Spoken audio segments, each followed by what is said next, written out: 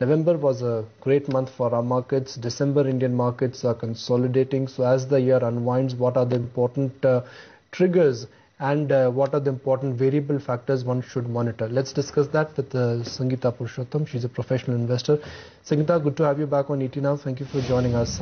Last 10-15 days, benchmark indices have done precious little. As the year unwinds, do you expect a rally, or you think we pretty much have topped out for the year? No, I think the trend remains upwards, and we could see this move continue into the first quarter of next year.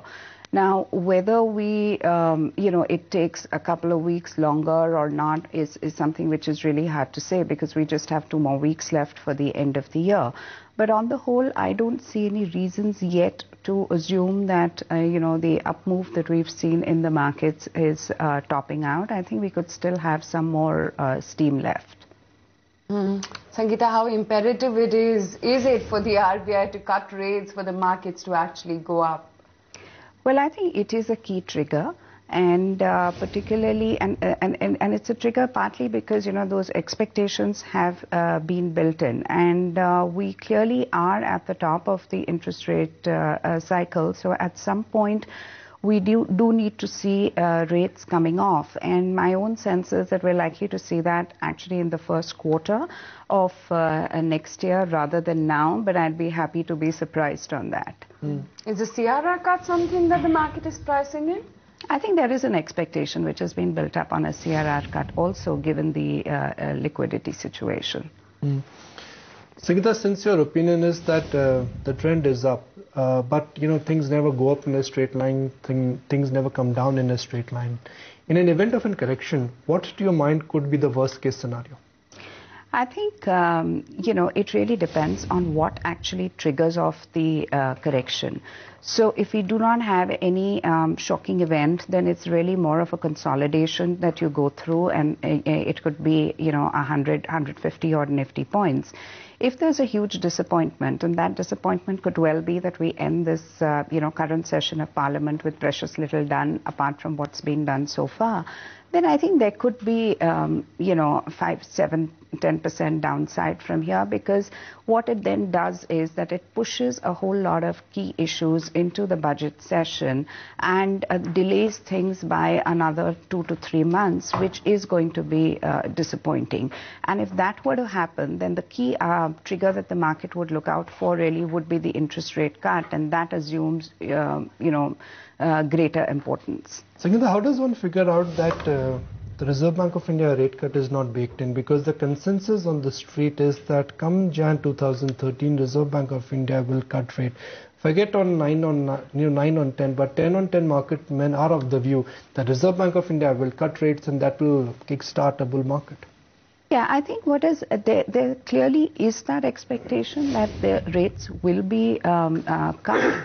And consensus is towards January, but I think we still need that event to happen. It's something that the market's been waiting for quite some time. So I think when it actually happens, there would be a positive impact both on sentiment as well as stock prices, because something that you've been waiting for has finally happened. Sangeeta, would you characterize the current weakness in consumer names as just a routine profit booking, year-end pressure, or you think they have generally topped out in the near term now? I think the valuations of all the consumer names have, are fairly high. If you look at them in relation to their history, a lot of them were trading at, 1 to 2 standard deviation above their averages. And, the move here in the first half was really driven by the fact that there was a lack of confidence in the overall economy, and these companies were doing operationally very well. I think as more opportunities come into the market, there will be a sectoral shift. And I think what we are seeing in these names is essentially that happening. What is interesting is not so much that they're not performing, or not going up. I think they're not falling too much yet. So I think that seems to indicate that they still remain part of core portfolios, but obviously incremental money is not going into this sector and is looking for opportunities elsewhere. Okay, 2 auto stocks that are going to be in focus today. Of course, M&M, because it seems like they are in advanced negotiations to buy out Navistar's stake in the 51:49 commercial vehicle joint venture. That is something you read first in the Times of India this morning. Also, Tata Motors, the Economic Times reports, is now going to go on an austerity drive as demand has been dipping. Although Tata Motors, or rather JLR I should say, posted good numbers for the month of November, a 14% uptick, and ever since then there's been no stopping this one.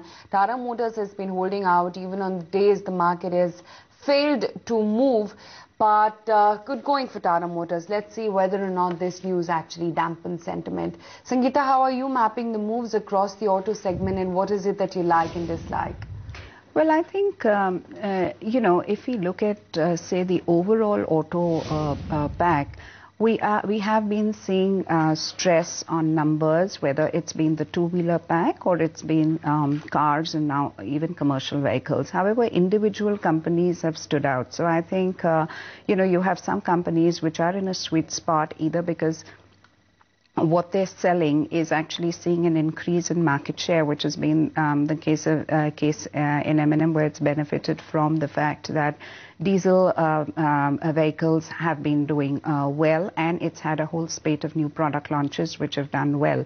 So I think it's been a fairly individual performance within that pack, and that is something which is likely to continue.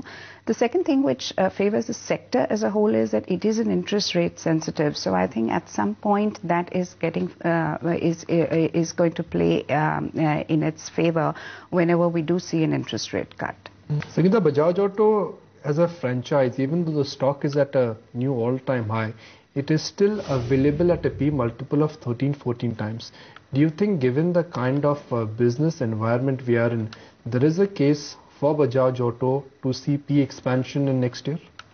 I think we've discussed Bajaj Auto earlier also, if I remember, on your show, and the franchise definitely is great.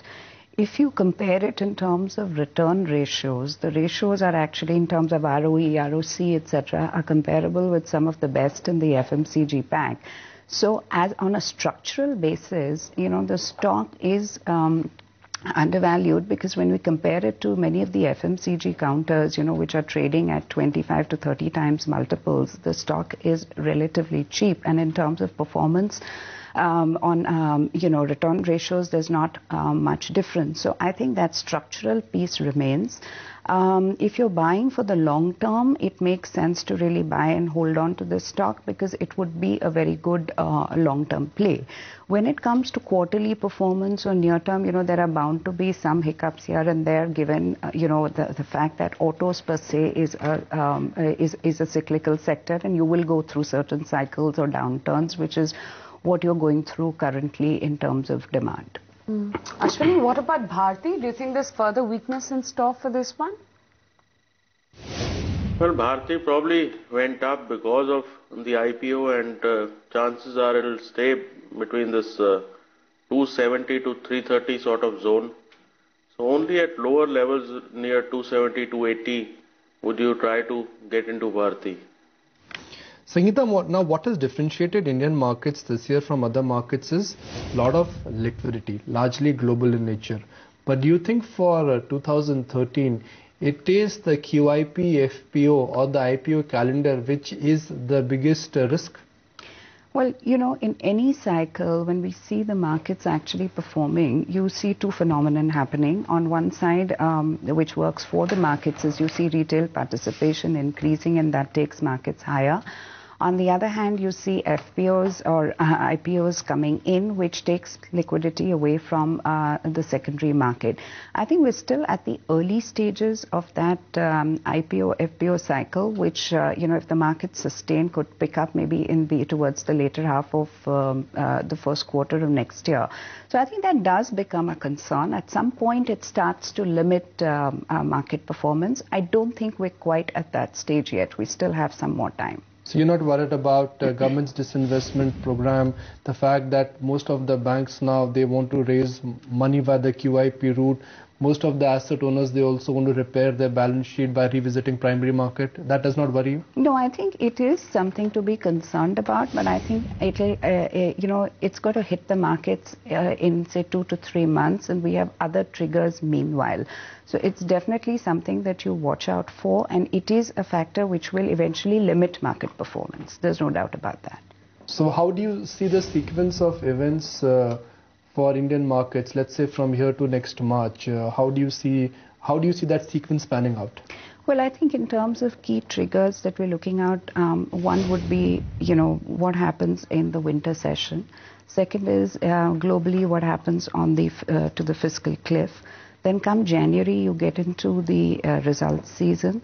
Post the results season, there'll be the budget watch, which will start, and expectations getting built in. In between, there could be an interest rate cut. So you have a whole host of events to watch out for. And the IPOs and FPOs are going to get threaded into this whole process, and probably culminating towards, the end of February or March, because it does take time to get some of these things to market.